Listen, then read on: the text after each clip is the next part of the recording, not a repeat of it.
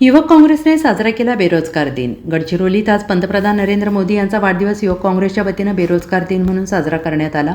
यावेळी सुशिक्षित बेरोजगार युवकांनी चौकात पकोडे विकण्याचे दुकान मांडत सरकारचा अनोख्या पद्धतीनं निषेध केला. सरकारच्या धोरणांमुळे बेरोजगारी वाढलेली असून बेरोजगारांना नोकऱ्या देण्याऐवजी सरकार नोकऱ्या हिरावत असल्याचा आरोप युवक काँग्रेसचे राष्ट्रीय सचिव ॲडव्होकेट विश्वजित कोवासे यांनी यावेळी केले.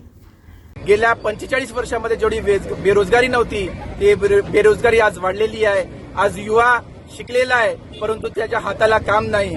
अशा पद्धतीची व्यवस्था संपूर्ण भारतामध्ये आज आली आहे. मोदी साहेब म्हणतात की पकोडे करा आणि आपला रोजगार निर्मिती करा, अशा प्रकारची वल्गना ही करतात आणि म्हणून त्याचा निषेध करण्यासाठी त्यांचा वाढदिवसाचं औचित्य साधून आम्ही राष्ट्रीय बेरोजगार दिवस आम्ही हा साजरा करतोय.